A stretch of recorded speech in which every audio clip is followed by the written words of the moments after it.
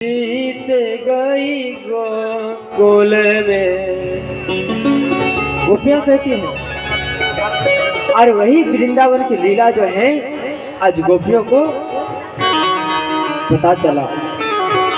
तो वृंदावन पहुंचे, अपने सारे नित्य कार्यक्रम करना प्रारंभ किए आश्रम में रह करके। एक दिन गोपियां जो है यमुना के पास जाते हैं जल भरने के लिए कि मटकी में जल भर के लाऊं। और जैसे जल भरने के लिए गई तो उस सखिया में एक सखिया का नाम थी जानकी। सखिया क्या की, सोची जरा पानी पी लूं फिर जल भर के मैं ले जाऊं। लेकिन भैया वो पानी नहीं था। यमुना का जल कालिया नाग के प्रताप से वो जल जहर बन गया था। और जैसे जानकी जो है सखिया जो गोपियां हैं जैसे जल को पीती हैं तो धड़ाम के गिर जाती हैं और बेहोश हो जाती हैं। और सारे गोपियां जो थी सारे गोपियों से उठाती हैं और वृंदावन ले जाकर उन्हें सुला देती हैं। वेदाचार्य को बुलाया, सारे वेद आए, उनके इलाज करना चाहा लेकिन इनका इलाज कोई नहीं कर पाया। तब वहां पे धन्वंतरी जी महाराज आते हैं, उनसे भी इलाज नहीं होता है। तब भगवान स्वयं अपने हस्त कमलों से छुप करके आशीर्वाद देते हैं। तो आशीर्वाद मिलता मां जानकी का होश आता है। भगवान श्री कृष्ण सोचता है यदि ऐसा कार्य चलते रहे तो कोई जाएगा और पानी पिएगा तो व्यक्ति मर जाएगा भैया। कुछ दिन के बाद कुछ गैया मैया गई, जल को पिया तो गैया मैया भी मर गई। और इतना उसका जहर बढ़ने लगा कि उस यमुना के ऊपर से यदि कोई पक्षी उड़ करके जाए तो पक्षी भी मर जाए। कृष्ण भगवान ने सोचा यदि ऐसा चलता रहे तो एक दिन निश्चित है कि वृंदावन के सारे लोग मर जाएंगे, कुछ तो करना पड़ेगा। ग्वाल वालों को बुलाया और छलिया से क्या कहा, छल से, अरे ग्वाल वाल, अरे दाऊ दादा मन नहीं लगता, चलो जाएंगे गेंद खेलने के लिए। तो ठीक है चलो, मुझे भी मन नहीं लग रहा। दाऊ दादा, उनके ग्वाल बाल और छोटे छोटे पांव वाले कौन, नाना कृष्ण चलने लगे। कहाँ? गेंद खेलने के लिए। बहाना था वो गेंद खेलना, लेकिन भैया वो करना तो कुछ और था। उसे गया गेंद खेलने, गेंद खेल रहा है। जब लाला का हाथ में गेंद आया उसने कहा, दाऊ दादा क्या मैं गेंद को आप ऊपर फेंक सकता हूँ, क्या आप कैच कर सकोगे? बोला हाँ हाँ हाँ, हम इसमें एक्सपर्ट हैं, हम कर सकेंगे, क्यों नहीं, आप फेंको तो सही। बोला ठीक है हम फेंक रहे हैं, आप कैच करना, देखना कहीं जल ना चला जाए। कह भी रहे हैं कि कहीं गेंद जल पर नहीं चला जाए, ध्यान देना। बोला ठीक है ये गेंद नहीं जाएगा यमुना में, तुम निश्चित होकर के फेंको। ठीक है ध्यान से देखना, मैं गेंद फेंकने जा रहा हूं। उठाया गेंद को, भगवान 1 मिनट के लिए आंख बंद किए और आंख को खोले और उठा के गेंद को दाऊ दादा की ओर फेंकना चाहा। उसने सब दाऊ दादा के हाथ में फेंकेंगे तो गेंद पकड़ लेगा। उसने सोचा कि थोड़ा जोर से फेंकता हूँ, जैसे कि यमुना में गिरे। उठाया गेंद को और जोर से फेंका। दाऊ दादा के हाथ में गेंद, दाऊ दादा देखने लगे गेंद कहाँ जा रहा है। गेंद उड़ते उड़ते जा रहा है और यमुना में जाकर के धड़ाम से जल में गिर जाता है। दाऊ दादा कहने लगे अरे तू तो गेंद कैसे फेंकता है, खेलने भी तुझे नहीं आता। कृष्ण कहते हैं दाऊ दादा मैंने कहा था ना कि अच्छे से पकड़ना गेंद, तुझे पकड़ने को नहीं आओ थे तो कैसे गेंद पकड़ता है तू, कि गेंद तुझे पकड़ने नहीं आता। गेंद यमुना में चला गया। बगल में कौन थे? उज्जवल। उज्जवल ने कहा भैया मुझे तुम्हें गेंद चाहिए, तू जहां से गेंद ला करके दो तू जान। ये गेंद में लेकर घर नहीं जाए तो मुझे डांटेंगी। मुझे गेंद चाहिए, गेंद ला करके मुझे दो। सारे ग्वाल वाल कहते ना ना ना ना, गेंद लाने नहीं जाना, कोई जाओगे ये पानी में जहर है, कुछ भी हो सकता है, नहीं जाना। लेकिन कान्हा ने कहा इधर देख तो लू कहाँ गेंद है, कैसा यदि लाने के लायक होगा तो लाऊंगा और ना होगा तो ना लाऊंगा। लेकिन काम करना, अच्छे से जाना तो जाके देखना गेंद कहाँ है, लाने के लायक होगा तो लाना, उठाना, और नहीं तो फिर से छोड़ देना। अब जो वो लाला क्या किए, धीरे धीरे ठुमुक ठुमुक करके चलने लगे, आगे बढ़ता गया। सोचा भैया यदि हमें वृक्ष के ऊपर चढ़ूं, आम के वृक्ष था तो वहां चढ़ूं, और यदि मैं कूद जाऊं यमुना में तो मेरा काम हो जाएगा।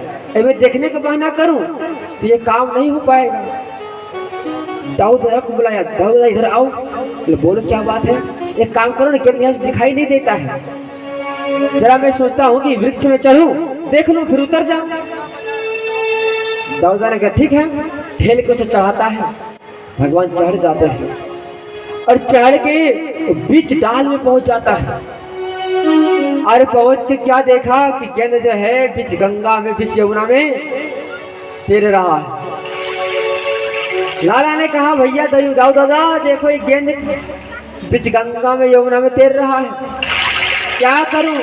दाऊद दादा ने कहा भैया नहीं जाना, लौट के आ जाओ, पानी भी बहुत है, पानी जहर भी है, जाओगे तो कुछ भी घटना घट सकता है, तुम नहीं जाना। जरा सा जाके देखूं। और गया आगे और यमुना में कूद गया। और लाला आगे से कूदा, गेंद जो है तुरंत डूब गया, और डूब करके कहाँ पहुंच गया? कालिया नाग के फण के पास जाकर के गेंद रख गया। लाला गया अंदर, तो लाला को लगा कि भैया गेंद को लूं मैं। लेने के लिए आगे बढ़ ही रहे थे कि कालिया नाग के 3 पत्नियां थी। पत्नियों ने रोक लिया, अरे कहाँ जा रहे हो, तुम कौन हो, देखने में बड़े सुंदर हो, कहाँ जा रहे हो? कहते देखो हम गेंद खेल रहे थे, गेंद गिर गया है, तो मुझे ये गेंद चाहिए, तो मुझे लाने दो गेंद को। उनकी पटरानियां कहती हैं नहीं जाना, छोटे से हो, मेरे बेटे की तरह तुम हो, मुझे माया आ गया, दर्द उठ गया, तुम जाओगे ना कि कालिया नाग किसी को नहीं छोड़ता है, तुम तुरंत चले जाओ यहाँ से, बाहर निकल जाओ। कहता नहीं, मैं तो गेंद लेकर के ही जाऊंगा किसी भी हालत पर, चाहे मुझे कुछ भी करना पड़े। उनकी पत्नियां कहती हैं देखो यदि तुम नहीं जाओगे ना, ये जग गया तो तुम सो मर गया, जगेगा तो नहीं, छोड़ेगा नहीं, तो तुम निकल जाओ। उतने में ये बात चित चल ही रहा था कि कालिया नाग का जो नींद जो है खुल जाता है, और जैसे नींद खुला उनके मुंह से जहर ही जहर निकलने लगा, तो जहर पर जहर निकलने लगा। उसने देखा कि छोटा सा कोई बच्चा है, उनसे पूछा कि तुम कौन हो? भगवान ने कहा मैं संताकारम केशव हूँ, कृष्ण हूँ। किस लिए आए हो? लाला ने कहा तो पहले तो मैं गेंद को ले जाने आया हूँ, और दूसरे कार्य के लिए मैं ये आया हूँ कि तुझे मैं दंडित करने आया हूँ, तुम ये यमुना छोड़कर तुम चले जाओ। उसने कहा यमुना में हम रहते हैं, घर मेरा है, तुम भगाने वाले कौन होते हो भैया? सो हम जाने वाला नहीं। उसने कहा तू जाना ही पड़ेगा, किसी भी हालत में जाना पड़ेगा। कालिया नाग को गुस्सा आया, कालिया नाग अपने फन से जहर निकालने लगा। जब जहर से भगवान श्री कृष्ण को कुछ नहीं होने लगा तो कालिया नाग ने अपने पूंछ से भगवान श्री कृष्ण से युद्ध करना चालू किया। जब युद्ध चालू हुआ, कृष्ण को मारने के लिए चाहता है, कृष्ण उड़ जाता है ऊपर में, जब ऊपर मारना चाहता है नीचे आ जाता है। ऐसे नृत्य 1-2 घंटे तक चला। भगवान ने सोचा इसे अब दंडित तो करना ही पड़ेगा, क्योंकि ये बहुत दुष्ट है। भगवान ने क्या किया, जोर से कूदा और कालिया नाग के सफान के जो मुख्य फन थे उस फन में जाकर बैठ गए। और जब बैठे उसने सोचा यार बैठने से काम चलेगा नहीं, अब तो होना पड़ेगा खड़ा। भगवान तुरंत खड़े हुए और खड़े हो करके उनके पूंछ को पकड़ा है और पकड़ के कहा, अरे कालिया नाग, मैं तुझे वार्निंग देता हूं, मैं तुझे बार बार कह रहा हूं, तुम यहां से चले जाओ, नहीं तो तुझे मैं मार दूंगा। वो अभी भी कह रहा है कि मैं नहीं जाऊंगा, तो मेरा घर है, मैं कहां जाऊं छोड़ करके। यदि मैं बाहर जाऊं तो गरुड़ मुझे खा जाएगा, और यदि मैं यहाँ रहता मैं सुरक्षित रहता हूँ। भगवान कहते देखो तुझे कोई कुछ नहीं कर सकता, जिसके ऊपर मेरे पांव का चरण पड़ जाता है उस चरण को देख करके तुझे कोई बाल भी बांका नहीं कर पाएगा। एक काम कर, मैं तुझे कहता हूँ तुम चले जाओ, अभी भी नहीं जाओगे तो मैं दंडित करूंगा तुझे। मैं बात को मानता है। कान्हा कहता है कि आप मुझे बाहर निकालो, तो ठीक है। भगवान नाचते हुए मुरली बजाते हुए अच्छे अच्छे स्वरों में गा रहे हैं भजन, और मुरली बजाते हुए कहाँ निकलते हैं? ऊपर की ओर। इतना जहर फैलाया था कालिया नाग ने कि भगवान का रंग सांवला पड़ गया था। तो भगवान निकलने लगे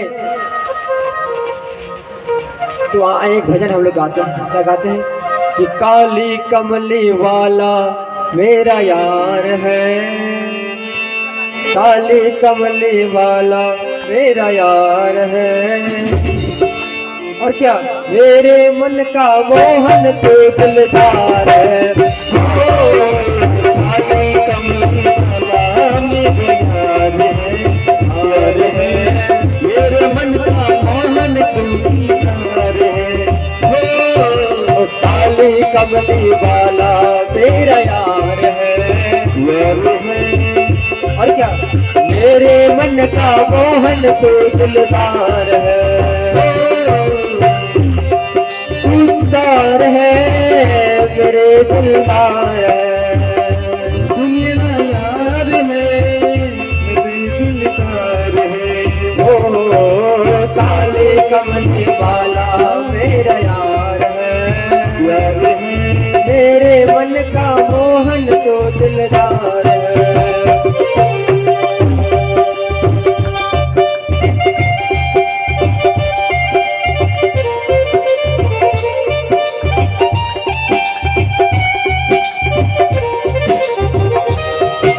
अरे जी चालू जाए।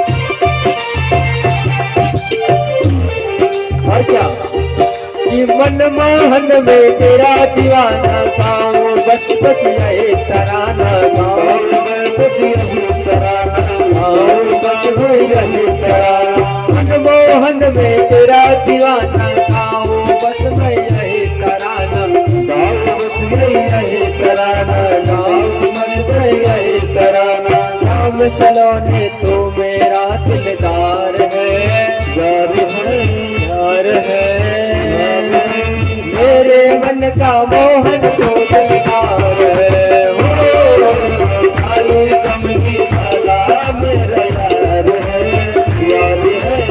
मेरे मन का मोहन तो दिलदार है। सभी लोग चल जाए।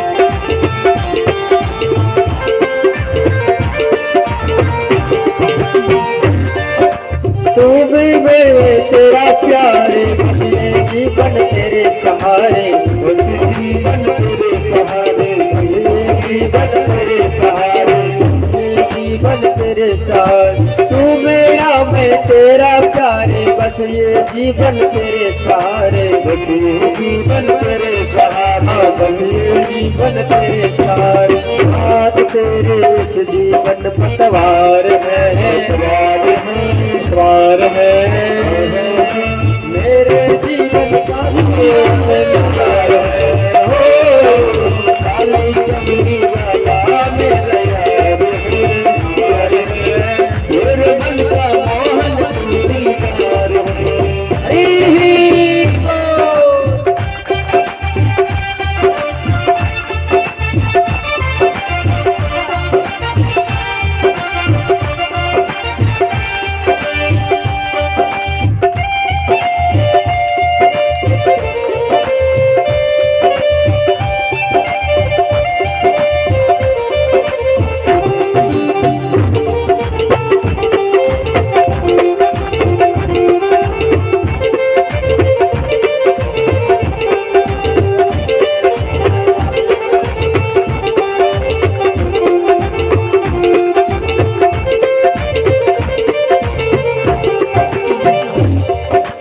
क्या कि पागल प्रीत की एक ही पहचान है, दिल पर सत्य का प्यासा,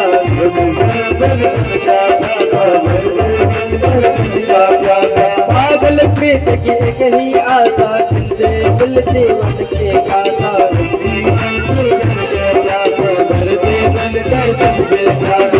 क्या ये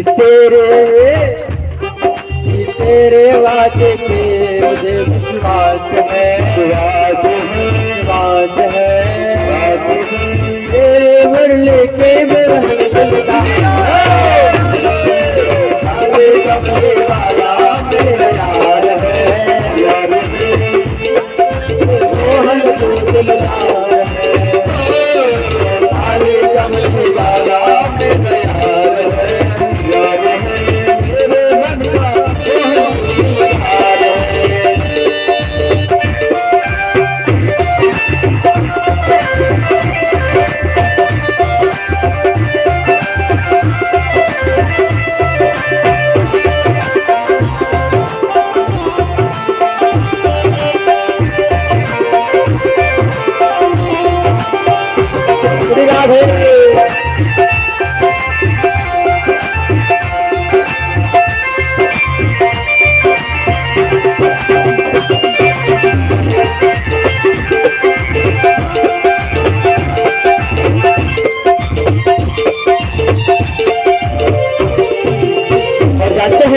भगवान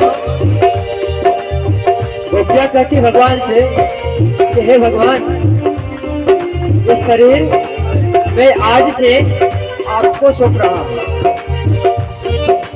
मैं आप लोगों से कहना चाहता हूँ, मकई टोला गोपालपुर के लोगों से, कि कितने लोग भगवान को मानते हैं, हाथ उठाइए। भगवान को कितने लोग मानते हैं? पीछे वाला कोई नहीं मानते हैं। देखिए, भगवान को सब कोई मानते हैं ना। और भगवान को कौन पाना चाहता है? भगवान को पाने के लिए तो शरीर भगवान पर देना पड़ेगा। और क्या कहना पड़ेगा?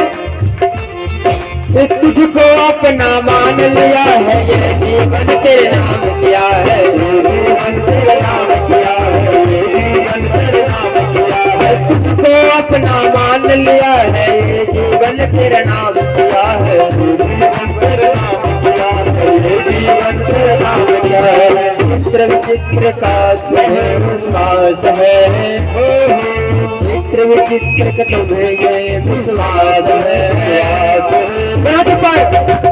दोनों हाथ ऊपर करेंगे। क्या करना है? इतना धीरे में काम नहीं चलने वाला है। हम तो खुश में हैं। तुझको अपना मान लिया है,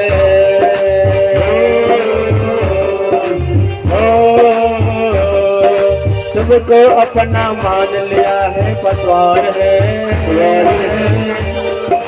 मेरे मन का मोहन को दिलदार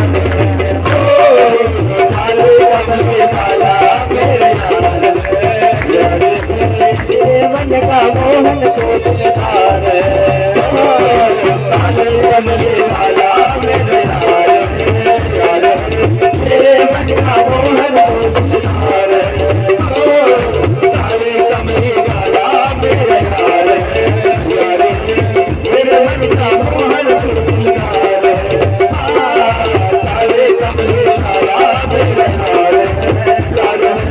मेरे मन का मोहन तो दिलदार है। काली कमली बाला मेरे यार है, मेरे मोहन तू मेरा दिलदार है, मेरा दिलदार है वो मेरे यार है।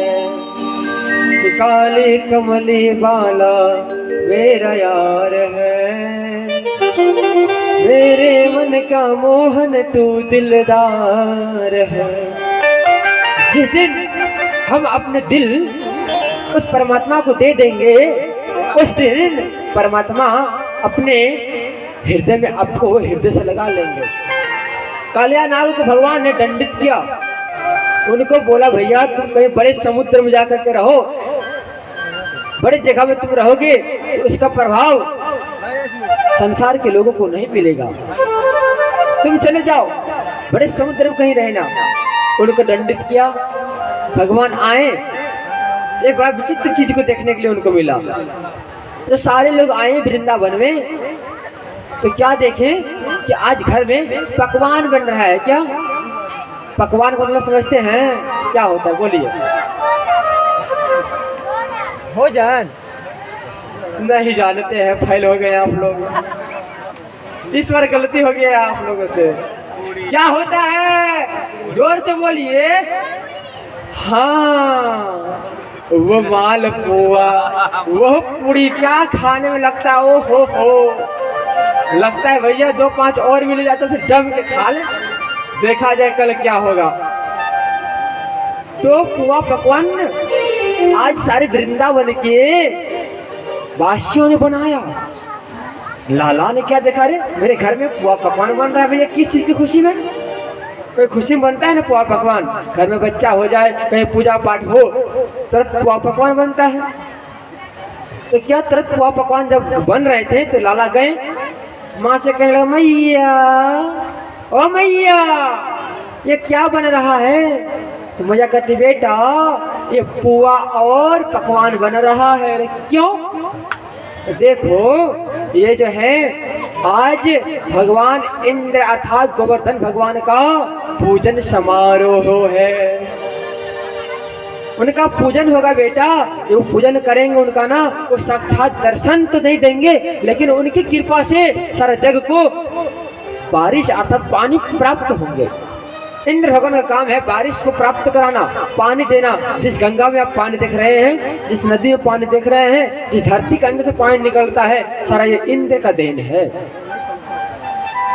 सो बोला सो ये क्या करेंगे पकवान को? सो वो खाएंगे, बोला मस्ती से खाएंगे। उसने कहा भैया वो दर्शन तो देंगे नहीं? बोला नहीं। भगवान ने सोचा बड़ा गड़बड़ बात है भैया, दर्शन देंगे नहीं, पकवान खिलाएंगे उसे, क्या फायदा होगा इससे? कुछ फायदा नहीं होगा। सारे वृंदावन के वासियों को मीटिंग में बुलाया गया, ढिंढोरा पीट दिया कि आज वृंदावन के नंद बाबा के घर के आंगन में मीटिंग बुलाया गया है, सब आना, आज की विशेष मीटिंग होने वाली है। मीटिंग जो होता है ना, वो समाज का कल्याण के लिए होता है। सारे ग्वाल बाल सारे ब्रजवासी वहां पे आए और आके मीटिंग चालू हुआ। कृष्ण ने कहा देखो उन्हें तुम फालतू दूध चढ़ाते हो, पुआ पकवान चढ़ाते हो, तो दर्शन तो देते नहीं। एक काम कर, मैं एक देवता का नाम बताता हूँ, उस देवता का तुम पूजन करोगे ना, वो प्रकट होके आएंगे और आप जो पकवान खिलाओगे वो पकवान वो मस्ती के साथ खाएंगे। क्या ये मेरी बात पर आप सहमत हैं? आप तैयार हैं? बोला बात तो थोड़ा जम नहीं रहा है, क्योंकि वो बरसों से हम करते हुए आ रहे हैं, इसलिए हम पूजा नहीं करेंगे, सब पता नहीं क्या कर देंगे इंद्र भगवान। सारे डर से बोल रहे नहीं नहीं नहीं, हम ये बात को नहीं स्वीकार करते हैं। कृष्ण लाला कहते हैं अरे भैया कुछ नहीं होगा, मैं कहता हूँ कुछ नहीं होगा, आप टेंशन क्यों ले रहे हो? आप केवल पूजा की तैयारी करो, मैं भगवान के लिए सारी व्यवस्था करता हूँ। सारे जो हैं वो पकवान बनकर रेडी हुआ और गोवर्धन पूजन के लिए सारे वृंदावन के वासियों को वहां भेजा। और स्वयं लाला जो है एक दूसरा रूप बनाया और गोवर्धन पर्वत में आकर वो बैठ गया सूक्ष्म रूप में, अर्थात छुप के। और जब वो बैठे सारे वृंदावन के वासियां गए और गीत गा करके जो है वो भगवान को चढ़ाए, मंत्र बोले। मंत्र बोलने के बाद एक कृत्य चालू था कि भगवान प्रकट हो जाते हैं और प्रकट होकर के वो भगवान को खाने लगते हैं बड़े प्रेम से। जब इस दृश्य को जिसने देखा सारे ब्रजवासियों ने बड़े खुश हो गए, अरे सच में तो ये दर्शन दिया गोवर्धन भगवान। और पुआ पकवान को बड़े प्रेम से सारे प्लेट से एक एक दो दो खाने लगे। जब खाए पकवान पुआ को तो उसी समय वहां पे इंद्र के दूत भी आए थे घूमने के लिए धरती पर। उसने क्या देखा कि आज इंद्र का पूजन नहीं हो गए, आज किसी दूसरे भगवान का पूजन कर रहा है, वो गोवर्धन नाम का है। वो शिकायत जाके इंद्र से किया। इंद्र ने कहा ऐसा हो रहा है? बोला हाँ, लेकिन अब तुम्हें इसे मजा चखाता हूँ। और इधर जो है सारे ब्रजवासी क्या कर रहे हैं, पकवान चला रहे हैं, भगवान खा रहे हैं और क्या गा रहे हैं कि श्री गोवर्धन महाराज महाराज ये पोवा तो खा लो जी, श्री गोवर्धन महाराज महाराज ये पोवा तो खा लो जी,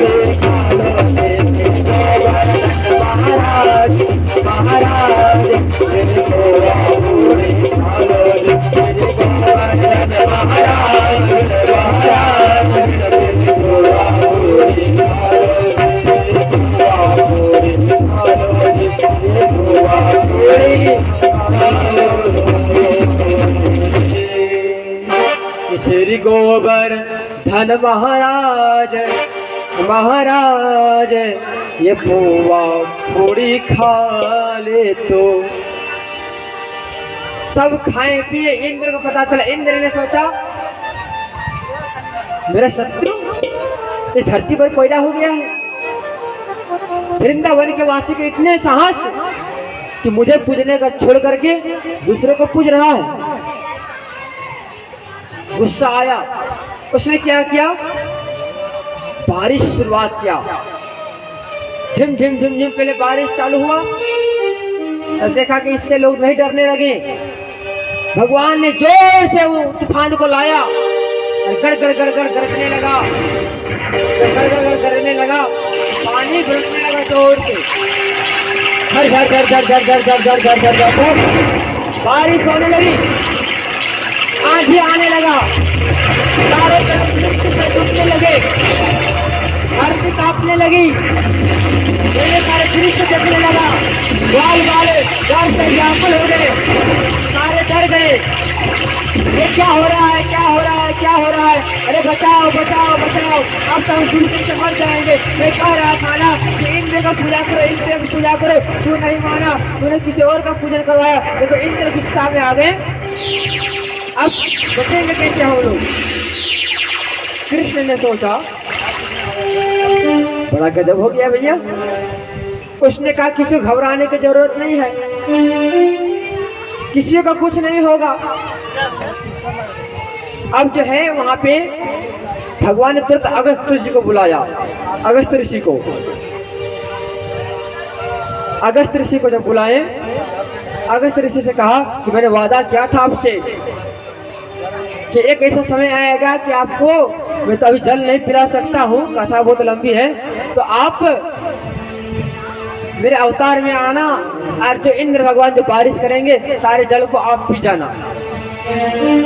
मैं पर्वत को उठाता हूँ, आप आना और खूब भाव से जितने भी बारिश होगी, जितने भी पानी आएगा उसे आप प्रेम से पी जाना। अगस्त का आवाहन किया, अगस्त जी आए और भगवान ने क्या किया, सब ब्रजवासियों को बुलाया कि मेरे पास आ जाओ, सब अपने अपने डंडा को ले आओ, अपने अपने लाठियों को ले आओ। सब आए। ब्रजवासी ने कहा कि लाठी से क्या करोगे? एक काम करो, इस पहाड़ को सभी लोग मिल करके उठाते हैं, उठाएंगे, इनके नीचे सभी लोग रहेंगे, कुछ नहीं होगा किसी को। तो ऐसा हो सकता है? हाँ हो सकता है। भगवान ने अपने कनिष्ठा अंगुली को, इस 5 अंगुली का नाम है, आप लोग नाम जानते हैं 5 अंगुलियों का नाम?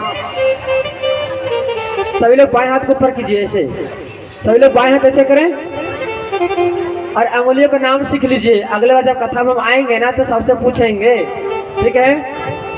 पहले ऐसे कीजिए, ठुट्ठा दिखाइए किसी को, ऐसे कहते हैं ना, तो पहले ऐसे कीजिए।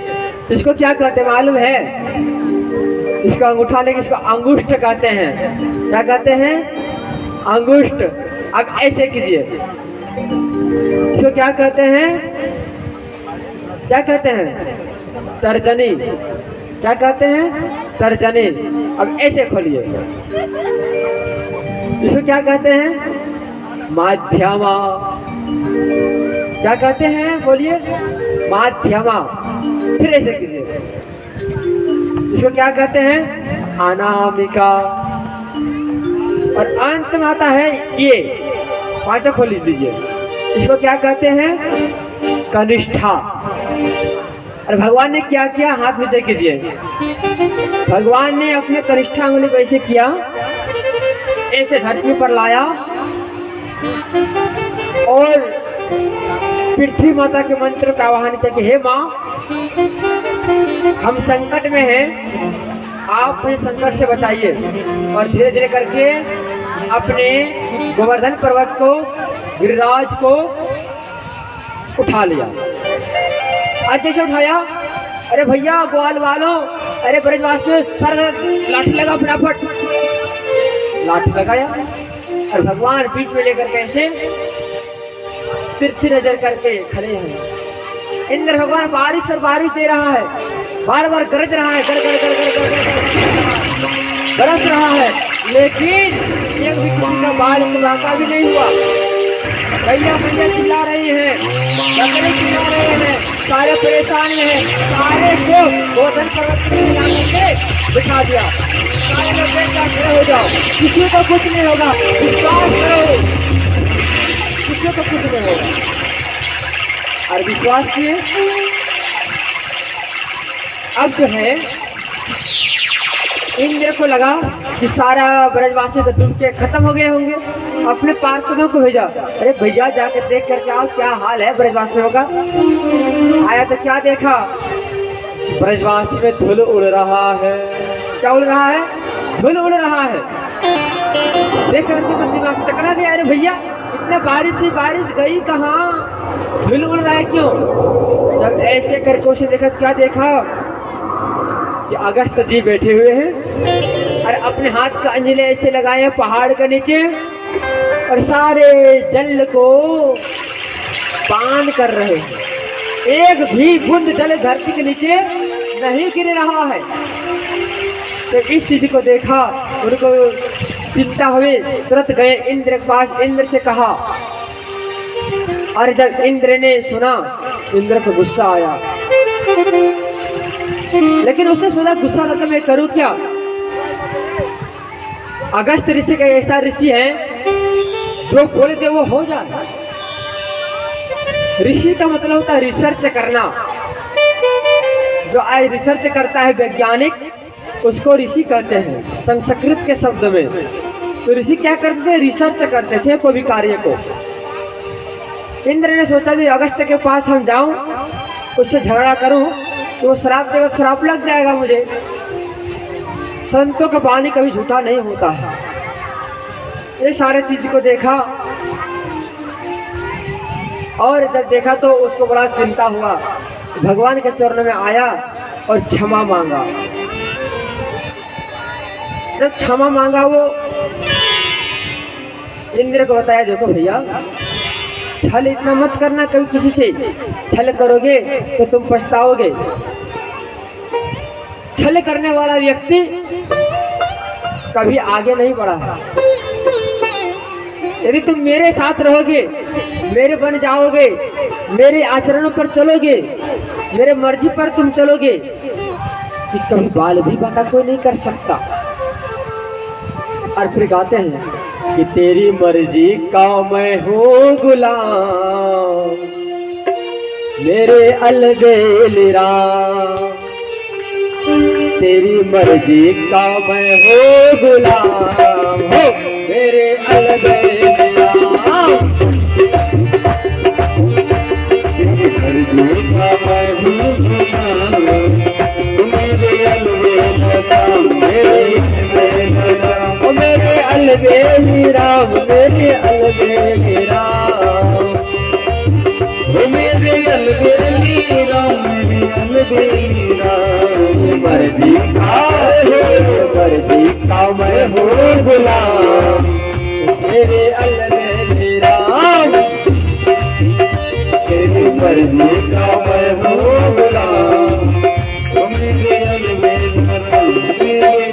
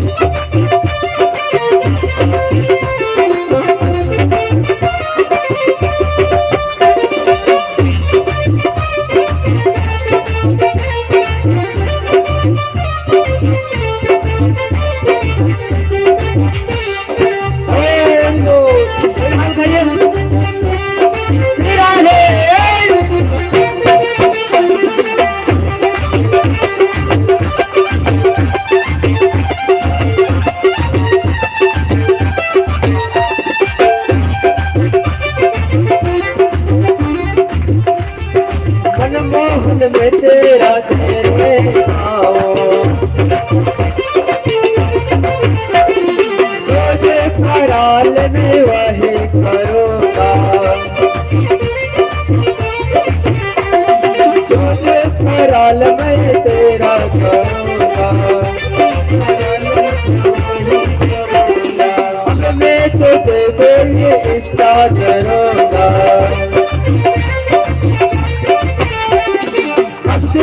तुझे इनाम करूँगा।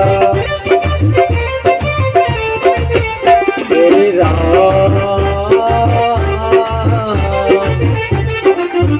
तेरे श्याम, मेरे अलबेली राम जी, मेरे अलबेली राम जी। कैसे टूटे में गाओ कैसे गाओ।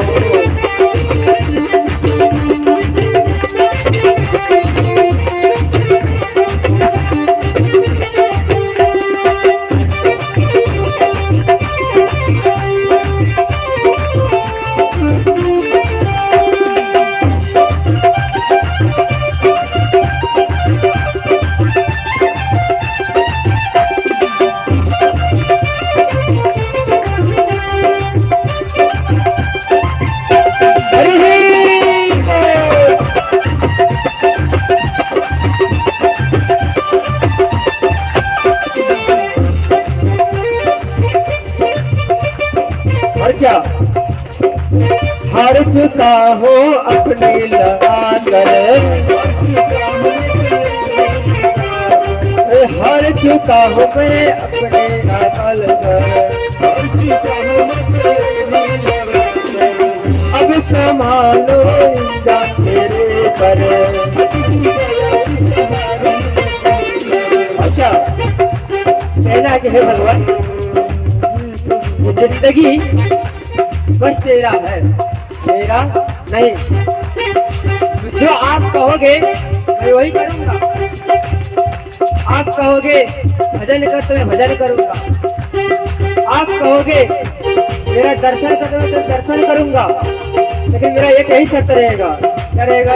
तेरी मर्जी का मैं हो गुलाम, तेरी अलबेली राम मैं हो गुलाम, तेरी अलबेली राम, तेरी मर्जी का मैं हो गुलाम, तेरी अलबेली राम, तेरी मर्जी का मैं हो गुलाम, तेरी अलबेली राम, तेरी मर्जी का मैं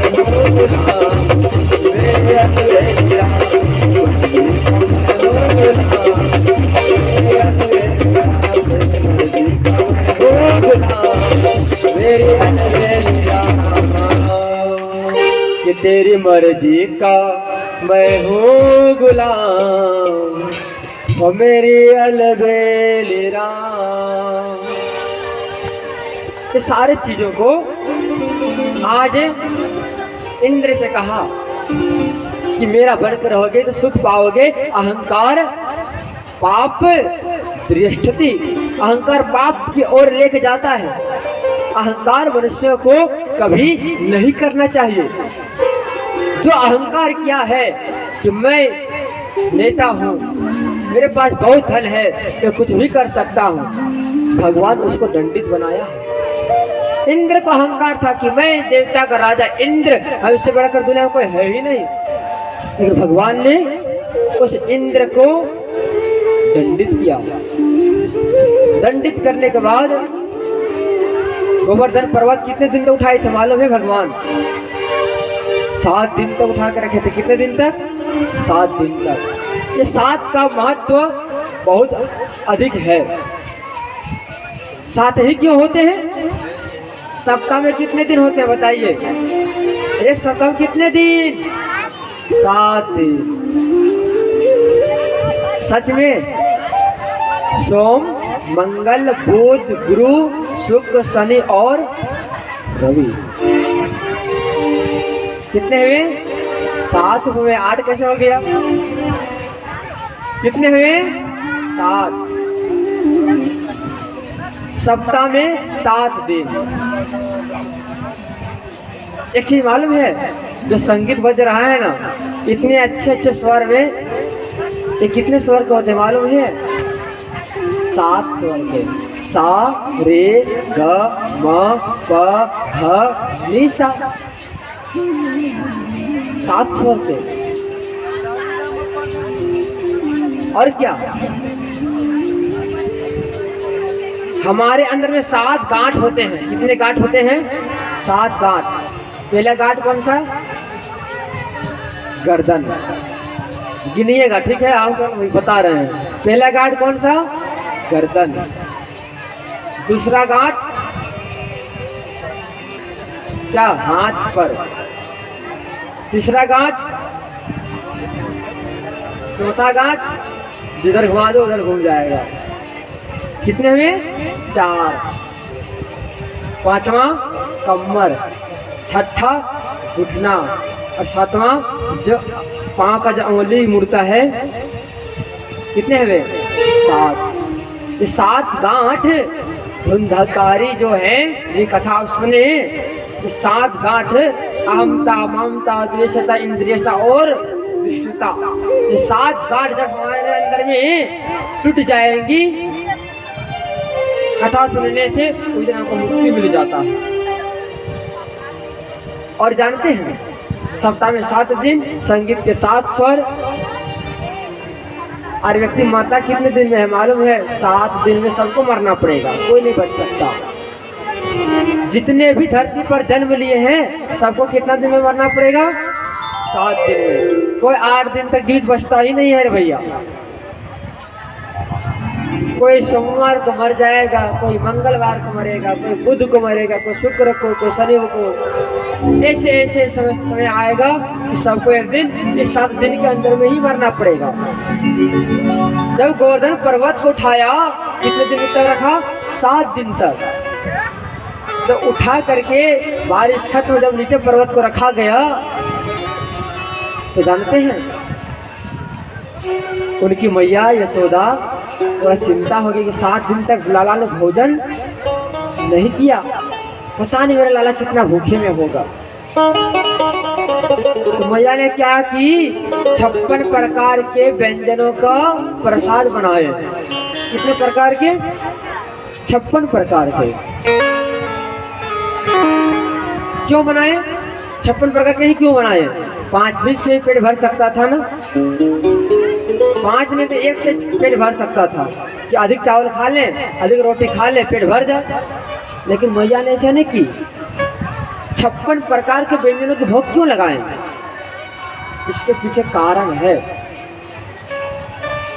भगवान कृष्ण एक दिन में कितने बार भोजन करते हैं मालूम है आप लोगों को? मालूम है? बोलिए। अरे हाँ यार, नहीं बोलो तो ना तो बोलो कि नहीं मालूम है। कुछ नहीं बोलेंगे हम क्या जानेंगे कि लिया क्या है नहीं है भाई। पूछेंगे जो ये जानते हैं बोलेंगे हाँ हम जानते हैं, और जो बोलेंगे नहीं जानते बोले हाँ नहीं जानते हैं, तो फिर हम बोलेंगे ही नहीं।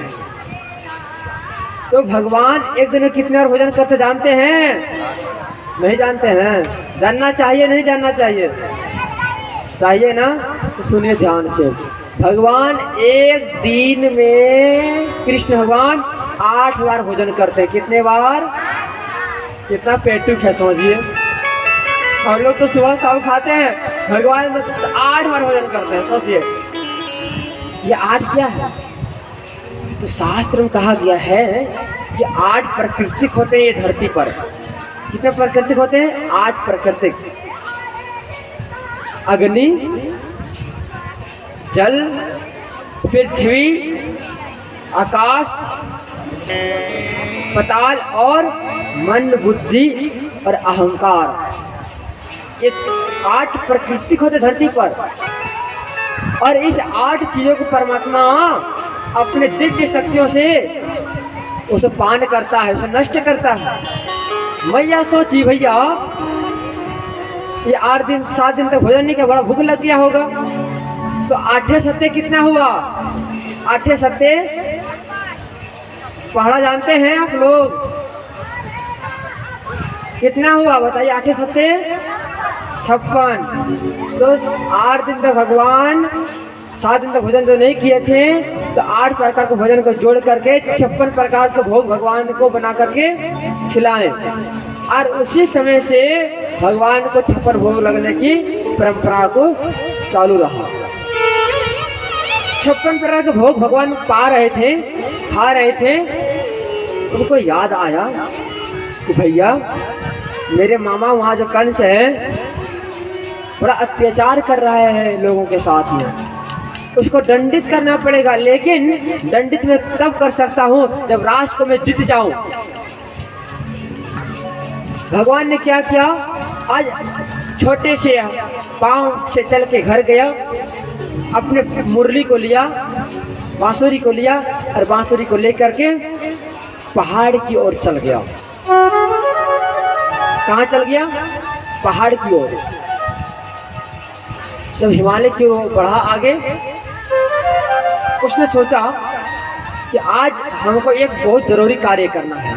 पहाड़ पे चढ़ा, अपने मुरली को लिया, बांसुरी को लिया और ऐसे क्या किया? होंठ में लगाया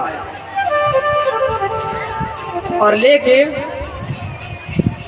खूब सुंदर से खड़े हो गए, आंखें बंद कर लिए और बंद करके 7 स्वरों को याद किया और याद करके तीव्र स्वर में क्या किया?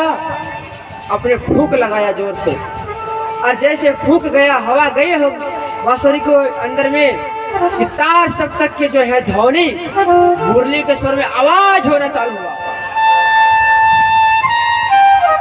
जब मुरली बजने लगा, बांसुरी जब बजने लगी, अब इतना मीठा आवाज बांसुरी का है कि व्यक्ति सुने ना प्रेम से तो व्यक्ति पागल की तरह करने लगे। सारे गोपियां जो है अपने अपने कार्य कर रही थी, अपने अपने कार्य कर रही थी। कोई दूध दूह रही थी, कोई पति की सेवा कर रही थी, कोई नहा रही थी, कोई गैया को सानी खाने के लिए दे रही थी, कोई संसार के घर के कार्य निप रहे थे, कोई खाना बना रही थी, कोई अनन्य अनन्य के पार प्रकार के कार्य सारे गोपियां कर रही थी। और क्या सुनाई दिया? बांसुरी की आवाज। मीठे मीठे स्वर में जब बांसुरी बजने लगे भैया, एक गोपियां क्या कर रही थी मालूम है? पति के चरणों को दबा रहे थे। जैसे आवाज जब बांसुरी बजा, गोपियां सोची मेरे नाम ले करके लाला बुला रहे हैं। और बांसुरी के धुन में इतना ताकत था, इतनी विशेषताएं थी कि सारे गोपियों का नाम उससे निकल रहा था। बज रहा है बांसुरी, लेकिन किसी का नाम जानकी निकल रहा है, किसी का नाम जगदम्बा निकल रहा है। ये नाम बांसुरी की आवाज से निकल रहा है और सारे गोपियों को अपनी ओर खींच रहा है। एक गोपियां तो पति की सेवा कर रही थी, पांव दबा रही थी, पांव दबाना भूल गई, पांव में तेल दे के रख गई और वो क्या दौड़ पड़ी। किधर? जैसे बांसुरी की आवाज निकल रहा था उधर दौड़ पड़ी वो। और जाके क्या देख रहे, चारों तरफ घूम घूम के देख रही कि ये आवाज कहां से आ रहा है, कहीं दिखाई नहीं दे रहे। तब जब आंख को उठा के जब ऊपर की ओर जब गोपियों ने देखा,